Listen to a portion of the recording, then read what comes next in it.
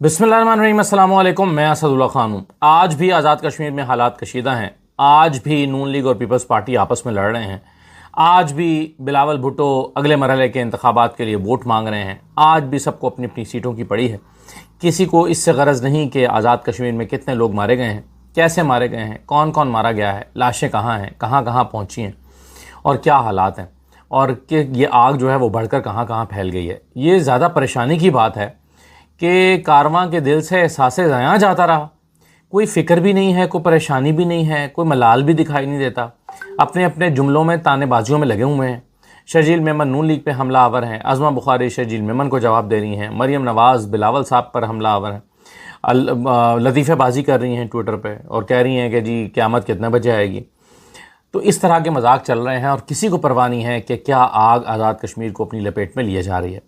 ताज़ा तरीन सूरत हाल मैंने आज जानने के लिए जब मुख्तलिफ़ जगहों पर राब्ते किए सुबह सवेरे, तो मैं बहुत परेशान हुआ, हैरान हुआ कि क्या कहाँ से कहाँ हालात चले गए हैं। अब मुझे पता चला कि लोगों ने छोटे छोटे इलाकों में, यानी पहाड़ों के ऊपर जो रहते थे, जिन्हें गरज नहीं था नीचे शहर में क्या हो रहा है, नीचे बाज़ारों में क्या हो रहा है, मुझे पता चला कि ऊपर पहाड़ी इलाकों से उतर के लोग जो हैं अपने घरों को छोड़कर नीचे एहतजाज में हिस्सा लेने के लिए आ गए हैं। और हर गली मोहल्ले में एहतजाज हो रहा है। हर गली मोहल्ले में लोग रैलियां निकाल रहे हैं, वीडियोस बना रहे हैं, एहतजाज कर रहे हैं और अमली तौर पर छोटे छोटे बाज़ार तक बंद हो गए हैं। पहले कुछ घंटों के लिए दुकानें खुलती थीं, वो दुकानों से लोग सौदा सलफ ले लेते थे और लोग इसलिए खोल लेते थे कि चलो हमारे इलाके मोहल्ले के लोग, उनको खाने को कुछ चाहिए होगा तो खोल देते हैं। अब वो भी बंद कर दिए। तो अमली तौर पर ज़िंदगी वहाँ पर मुअत्तल होकर रह गई है। तो लोग छोटे छोटे इलाकों में भी अब रैलियाँ निकाल रहे हैं, एहतजाज कर रहे हैं। 16 से 25 साल तक के नौजवान इसमें ज़्यादा हैं और वो किसी की बात सुनने के लिए तैयार नहीं हैं, जज्बाती हैं, नारे लगा रहे हैं और जो मुतालबात हैं उनको दोहरा रहे हैं। पुलिस अब खोई रट्टा, चढ़ोई, कोटली, मीरपुर, इन इलाकों में मैं देख रहा था, ख़ासतौर पर ये चढ़ोई और खोई रट्टा वाली साइड है। यहाँ पर मुझे पता चला कि पुलिस अब उस तरह से मुज़ाहमत ही नहीं कर रही। पुलिस अपने थानों में घुस के बैठ गई है और लोग जो कर रहे हैं उन्हें करने दे रही है। बल्कि कुछ थानों में तो एहतियाती तदाबीर इख्तियार कर ली गई हैं कि कहीं पर कारकुनान या लोग जो हैं अवाम, ये थानों पर हमलावर ना हो जाएं। तो ये एक जो है उसके लिए भी लाहे अमल बनाया गया है और तदाबीर इख्तियार की गई हैं। यानी हालात इस नहज तक पहुँच गए हैं। फिर जो कामरान इलियास कोटली का नौजवान है, उसकी जब शहादत की खबर आई और उसकी जो डेड बॉडी वहाँ पर पहुँची है, उससे बहुत गम और गुस्सा पाया जाता है इलाके में कि ये जो नौजवान था। और इसकी वीडियो एक मैं देख रहा था कि ये घर से जाते हुए अल्लाह हाफिज़ करके कि मैं एहतजाज में हिस्सा लेने के लिए जा रहा हूँ। फिर उसने कहा कि सबको उसके लिए दुआ करना। फिर बच्चों से मिला, मोटरसाइकिल पर वो रवाना हुआ और उसकी डेड बॉडी वापस आई। तो ये जो मनाजिर वहाँ पर हैं वो बहुत ही लोगों के अंदर गम और गुस्सा पैदा कर रहे हैं। ये सारी सूरत हाल लोगों के अंदर इश्ताल पैदा कर रही है। फिर मीरपुर में मैंने चेक किया कि मीरपुर में, क्योंकि मीरपुर के ज़्यादातर लोग यूरोप में सेटल्ड हैं, बरतानिया में रहते हैं, बाहर के ममालिक में, तो वो इतना ज़्यादा इन एहतजाजों में दिलचस्पी नहीं लेते क्योंकि वो यहाँ पर इतने ज़्यादा लोग रहते नहीं हैं। ज़्यादातर लोग बाहर हैं, उनकी कुछ फैमिलीज़ हैं यहाँ पर पीछे। तो वो चूँकि वो कहते हैं ना कि उनको उस तरह के चैलेंजेस नहीं हैं, आटे के, रोटी के, बिजली के मसाइल उस तरह के नहीं हैं, तो ये लोग इस तरह से एहतजाज में हिस्सा नहीं लेते। मीरपुर ख़ास तौर पर उस तरह से एहतजाज में शामिल नहीं होता।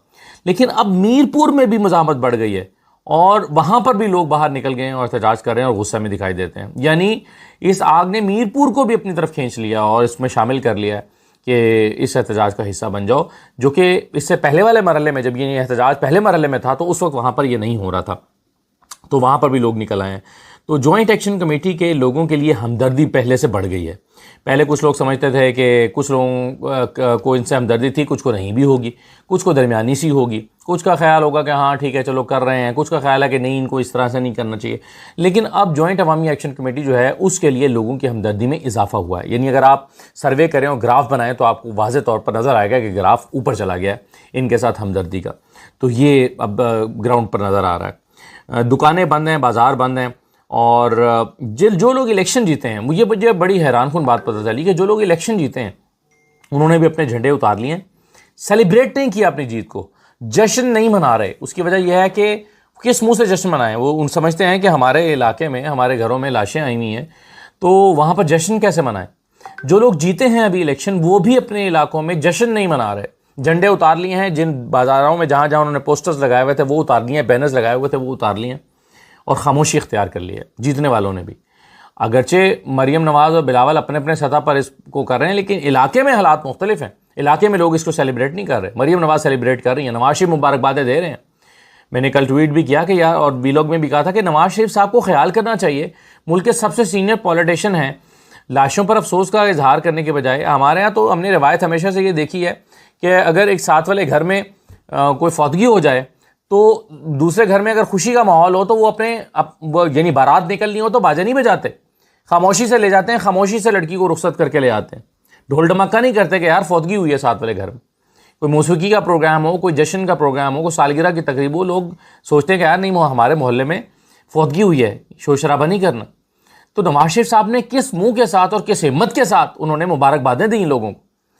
حالانکہ وہاں پر جو مقامی لوگ ہیں، جو جیتے ہیں، جو یا ان کے آگے کارکنان ہوتے ہیں جشن منانے والے، وہ کوئی جشن نہیں منا رہے، لیکن نواز شریف منا رہے ہیں، مریم نواز منا رہی ہیں، عظمہ بخاری منا رہی ہیں، یہ لوگ جشن منا رہے ہیں.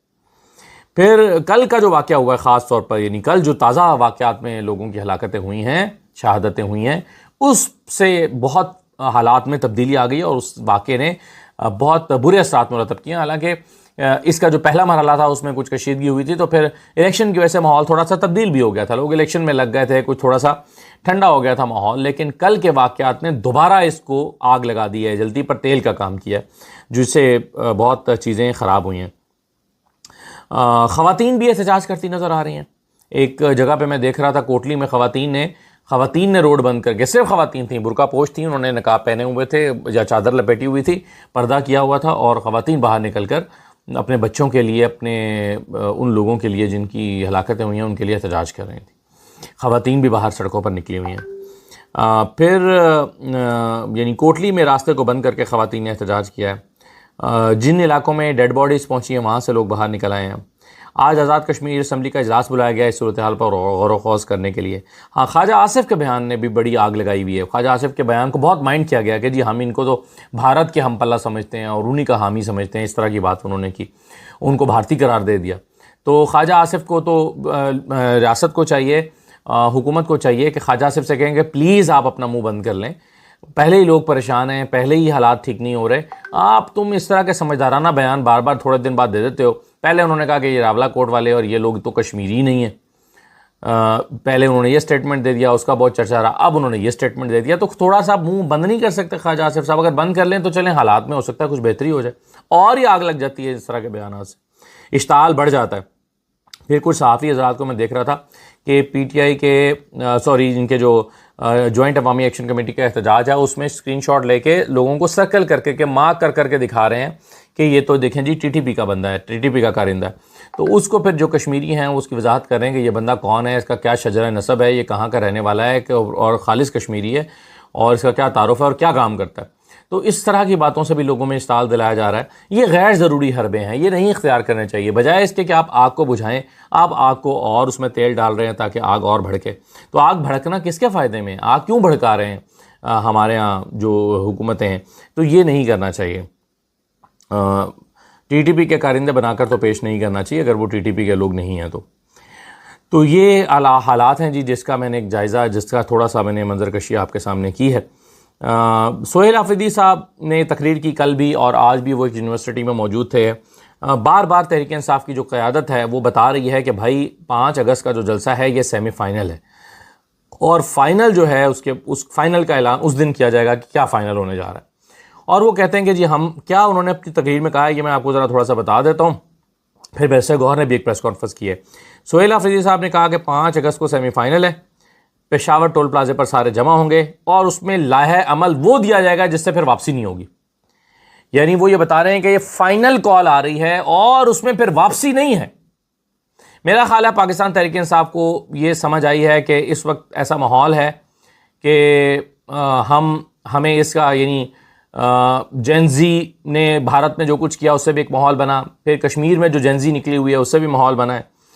تو انہیں لگتا ہے کہ یہ وقت ہے کہ ہم اپنی سیاسی جدوجہد کریں اور حکومت کو دباؤ میں لے کر آئیں، اور حکومت کو دباؤ میں لا کر ہم اپنے مطالبات کو منوا سکتے ہیں. اور اسی لیے وہ فائنل تاریخ دینے جا رہے ہیں تحریک انصاف کے لوگ. پھر کہا گیا کہ انہوں نے کہا، سہیل آفریدی صاحب نے، کہ ہم نے بہت آئینی جدوجہد کی لیکن کوئی ادارہ اور کوئی بندہ ٹس سے مس نہیں ہو رہا. خیبر پختونخوا کے لوگوں کو دوسرے درجے کا شہری سمجھا جاتا ہے. ہم اس بار ڈرنے اور جھکنے والے نہیں ہیں. اگر کوئی سوچتا ہے کہ 26 نومبر کی طرح گولیاں چلا کر ملک سنبھال لے گا تو یہ غلط سوچ ہے. اگر یہ سوچتا ہے کہ موریثکے میں گولی چلا کے ملک سنبھال لے گا تو وہ غلط سوچتا ہے. اور اگر انہیں لگتا ہے کہ کشمیر میں گولی چلا کر ملک کو سنبھال لیں گے تو یہ سوچ بالکل غلط ہے. گولیاں چلا کر معاملات کو کنٹرول نہیں کیا جا سکتا، سنبھالا نہیں جا سکتا. کوئی ان جرنیلوں کو غلط مشورے دے رہا ہے، ان کو صاف بات نہیں بتا رہا. وہ کہہ رہے ہیں کوئی انہیں غلط مشورے دے رہا ہے، ان کو صاف بات نہیں بتائی جا رہی کہ آپ جائیں گلی محلوں میں جائیں. وہ کہتے ہیں کاش کے بازاروں میں جائیں، پبلک گیدرنگز میں جائیں، لوگوں سے ملیں تو انہیں پتہ چلے کہ لوگ عمران خان کے بارے میں کیا سوچتے ہیں، لوگ ان کے بارے میں کیا سوچتے ہیں، اور لوگ جو ہیں وہ حالات کے بارے میں کیا سوچتے ہیں. تو انہیں چاہیے کہ لوگوں سے جا کے ملیں اور پبلک پلس لیں کہ کیا حالات ہیں. یہ سہیل آفریدی صاحب نے کہا. یعنی صاف نظر آتا ہے کہ سہیل آفریدی صاحب اپنی تقریروں میں اب درجہ حرارت کو بڑھا رہے ہیں اور معاملات جو ہیں وہ اب فائنل کال کی طرف لے کر جا رہے ہیں اور لوگوں کو یقین دلا رہے ہیں. کیونکہ ابھی کچھ دن پہلے تک لوگوں کو یقین نہیں آ رہا تھا، لوگ اتنے بددل ہو چکے تھے، لوگوں کو لگتا تھا کہ نہیں یہ تو نہیں نکل سکتے، یہ تو احتجاج نہیں کریں گے، یہ تو بس ہمیں ٹرک کی بتی کے پیچھے لگا کے رکھا ہے، یہ تو ملے ہوئے ہیں، یہ تو کمپرومائزڈ ہے. اب روزانہ سہیل آفریدی صاحب اس ڈیمیج کو کنٹرول کرنے کی کوشش کر رہے ہیں اور بتا رہے ہیں کہ ایسی کوئی بات نہیں ہے، ہم بالکل فائنل کال کر رہے ہیں عمران خان کے لیے اور یہ ہم پیچھے مڑنے کا اب راستہ ہمارے پاس نہیں ہے اور ہم واقعی فائنل کال دے رہے ہیں اور ہم واقعی ایک ایسا احتجاج کر رہے ہیں جس سے عمران خان کی رہائی عمل میں آئے گی. تو یہ اب وہ لوگوں کو یقین دلا رہے ہیں. پھر انہوں نے کہا کہ انہیں اگر یہ پبلک گیدرنگز میں جائیں تو انہیں پتہ چلے کہ عوام ان کی لائے ہوئے حکومت کے بارے میں کیا سوچتے ہیں. عوام نے فیصلہ کرنا ہے کہ انہیں عمران خان والی زندگی چاہیے یا گیدڑ والی زندگی چاہیے. ہم نے وہ ریاست قائم کرنی ہے جس میں عوام کا راج ہو اور صرف عوام کا راج ہو. وزیر اعظم صاحب جو بندے آپ کو لائے ہیں آپ ان کے لیے لائبلٹی بن چکے ہیں. وزیر اعظم صاحب آپ لائبلٹی بن چکے ہیں ان کے لیے جو آپ کو لے کر آئے ہیں. یہ انہوں نے کہا. پھر انہوں نے کہا کہ اگر چین اپنے ڈالر واپس لے لے تو ڈالر 400 روپے تک پہنچ جائے گا جسے اب تک مصنوعی طور پر انہوں نے روکا ہوا ہے. تو ڈالر چین، انہوں نے کہا کہ انہوں نے دعویٰ کیا کہ چین اپنے ڈالر واپس مانگ رہا ہے اور اگر چین اپنے ڈالر واپس لے لے تو 400 روپے تک ڈالر پہنچ جائے گا اور اس وقت عارضی طور پر اور مصنوعی طور پر اس کو روکا ہوا ہے. تو یہ تو سہیل آفریدی صاحب نے تقریر کی. لیکن جو بیرسٹر گوہر نے پریس کانفرنس کی ہے انہوں نے آزاد کشمیر کی صورتحال پر بہت تشویش کا اظہار کیا. انہوں نے کہا کہ حالات وہاں خراب ہونا شروع ہوئے جب منتخب حکومت پہ شب خون مار کے عدم اعتماد لا کر جعلی حکومت بنائے گی. یہ بات بالکل ٹھیک ہے. دیکھیے جب آپ لوگوں کو چڑھاتے ہیں نا، لوگوں سے کہتے ہیں کہ تمہارے ووٹ کی کوئی اہمیت ہی نہیں ہے، جس کو تم منتخب کر کے لائے تھے یہ دیکھو ہمارے پاس طاقت ہے، ہم نے اسے ہٹا دیا ہے، یہ دیکھو تحریک عدم اعتماد آئی ہے اور چودھری انوار وزیر اعظم بن گئے، یہ دیکھو چودھری انوار سے بھی جب ہمارا دل بھر گیا تو اب دیکھو فلاں وزیر اعظم نے فیصل راٹھور کو بنا دیا ہے. تو یہ باتیں ساری عوام کو چڑھاتی ہیں، عوام کو غصے میں مبتلا کرتی ہیں اور لوگ سمجھتے ہیں کہ دیکھیں جو ہمارے ووٹ ہے اس کی تو کوئی اہمیت ہی نہیں ہے. تو جب آپ لوگوں کو بالخصوص یقین دلاتے ہیں کہ تمہارے ووٹ کی کوئی اہمیت ہی نہیں ہے اور ہوگا وہی جو فیصلہ ہو جائے گا، آئے گا وہی حکومت پہ جس کا طے ہو جائے گا، تو پھر لوگ جو ہیں وہ غصے میں آتے ہیں. تو یہ بیرسٹر گوہر نے ٹھیک کہا کہ حالات وہاں خراب ہونا شروع ہے جب منتخب حکومت کا تختہ الٹ کر شب خون مار کے عدم اعتماد لا کر ایک جعلی حکومت کو وہاں پر لایا گیا. ہم نے حالات کو خراب ہونے سے روکنے کے لیے وہاں جانے کا فیصلہ کیا تھا تاکہ ہم چیزوں کو کنٹرول کریں، لیکن ہمیں وہاں پر نہیں جانے دیا گیا. پھر انہوں نے کہا کہ عوام کو خاموش کرانا مسائل کا حل نہیں ہے. یہ بیرسٹر گوہر کہہ رہے ہیں. 5% سے کم ٹرن آؤٹ اس بات کا ثبوت ہے کہ عوام نے اسے مسترد کر دیا. اور وہ کہتے ہیں کہ جی جو ووٹر ٹرن آؤٹ ہے یہ 5% سے کم ہے اور آئینی اور قانونی طور پر اگر 5% ووٹ ہو تو الیکشن کالعدم ہو جاتے ہیں، دوبارہ الیکشن کرانے پڑتے ہیں. تو وہ کہتے ہیں عوام پہ گولی چلانے کی ہم شدید مذمت کرتے ہیں اور جوڈیشل کمیشن کا مطالبہ کرتے ہیں. کمیشن بنایا جائے، فیصلہ کرے. 26 نومبر کا کمیشن نہیں بنا تو اس کا کیا بنے گا جی. جو جعلی الیکشن ہوئے ہیں اسے فوری کالعدم قرار دے کر ایک نیشنل حکومت بنائیں اور نیشنل حکومت جو ہے وہ عوام کے مسائل کو سنے اور اس کے بعد پھر صاف شفاف الیکشن کمیشن کے تحت کرایا جائے. الیکشن کمیشن جو ہے وہ نیوٹرل ہو اور پھر وہ الیکشن کرائے، وہ الیکشن ہمیں قابل قبول ہوگا. 5 تاریخ کے جلسے میں انہوں نے بھی کہا کہ ہم آئندہ کا لائحہ عمل دینے جا رہے ہیں. یہ بیرسٹر گوہر صاحب نے اپنی پریس کانفرنس میں کہا ہے.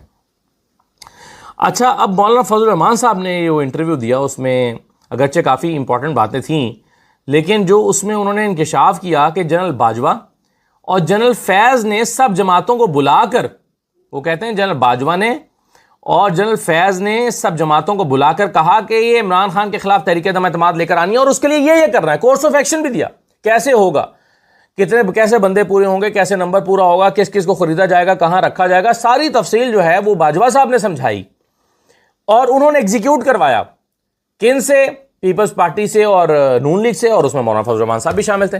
اب مولانا فضل الرحمان صاحب آج انکشاف تو کر رہے ہیں, لیکن یہ نہیں بتا رہے کہ اس وقت انہوں نے غیر جمہوری عمل کیوں کیا, کس فائدے کے لیے کیا. اس لیے تاکہ یہ حکومت میں آ جائیں اور پھر مال بنائیں, اور یہی کیا مولانا فضل الرحمان نے. حکومت میں آ گئے, مال بنایا اور خوب بنایا. ایسا میں نہیں کہہ رہا, ایسا ان کے جو ہے وہ اتحادی کہتے ہیں. اور مولانا فضل الرحمان صاحب جو ہیں وہ آج انکشاف کر رہے ہیں کہ ہم سے یہ کام تو جنرل باجوہ نے کرایا تھا, اور جنرل باجوہ اللہ رسول کی قسمیں کھاتے پھرتے ہیں کہ نہیں جی میں نے نہیں کرایا, جی میں نے نہیں کرایا, میں تو نہیں, جی کوئی اور تھا میرے پیچھے, اختیار تو میرے پاس نہیں رہا تھا. وہ صحافیوں کو گھر بلا کے, جب تک وہ صحت مند تھے, صحافیوں کو گھر بلا کے وہ یہ قسمیں کھایا کرتے تھے اور ٹیلی فون پر لمبی لمبی کہانیاں سنایا کرتے تھے لوگوں کو. تو جنرل باجوہ صاحب جو ہیں وہ اس کے گنہگار ہیں. یہ مولانا فضل الرحمان صاحب کہہ رہے ہیں. کیا کہا ہے فضل الرحمان نے, ذرا سن لیجئے. باجوہ جنرل فیض آپ سے رابطے میں تھے جب یہ لوگ ٹوٹ کے پی ٹی آئی سے اور ایم کیو ایم اور باپ پارٹی ادھر آ چکے تھے؟ حضرت وہ بالکل رابطے میں تھے, اور ان کی موجودگی میں سب کو بلایا گیا اور سب کے سامنے ان سے کہا گیا کہ آپ نے یہ اس طرح کرنا ہے اور اس طرح کرنا ہے. سب کون تھے وہ؟ سب پارٹیاں, نون لیگ اور پیپلز سب پارٹی. پارٹیاں. اور یہ کا نام مت لیں آپ. اور ان کو کس نے کہا کہ یہ کرنا ہے؟ سب پارٹیاں. کس نے کہا یہ کرنا؟ باجوہ صاحب اور فیض حمید صاحب دونوں تھے. کیا کہا انہوں نے؟ یہی کہا کہ آپ لوگوں نے کیا کرنا ہے, کس طرح چلنا ہے, کیا کرنا ہے. نو کانفیڈنس کے حوالے سے دونوں نے, اور سب نے اس کے اوپر ہاں میں ہاں بھری. پھر تو یہ کہنا چاہیے کہ موو جو تھی وہ ادھر سے تھی. تو مولانا فضل الرحمان صاحب کو اگر اپنے گناہ کا احساس ہو ہی گیا ہے تو انہیں چاہیے کہ اس پر معافی مانگیں, عوام سے معافی مانگیں, اپنے کارکنوں سے معافی مانگیں, عمران خان سے معافی مانگیں. عمران خان کی چلتی حکومت کو جنرل باجوہ کے کہنے پر ان لوگوں نے ختم کیا, کوئی آئینی جمہوری طریقے سے ختم نہیں کیا. اس سے پہلے مولانا کیا کہہ رہے تھے کہ ہم نے ختم کیا جی, ہم نے تمہاری حکومت گرائی, ہم ہیں, ہم سے پوچھو. آج وہ کہہ رہے نہیں جنرل باجوہ نے کہا تھا. تو اصول کہاں گئے مولانا صاحب؟ معافی مانگیں عوام سے کہ آپ نے اس ملک کو ڈیسٹیبلائز کیا, آپ نے جنرل باجوہ کے کہنے پر اس ملک کو عدم استحکام سے دوچار کیا. معافی مانگیں, معافی مانگنی چاہیے مولانا فضل الرحمان صاحب کو, اور آئندہ اس طرح کے گناہ نہ کرنے کا وعدہ کرنا چاہیے.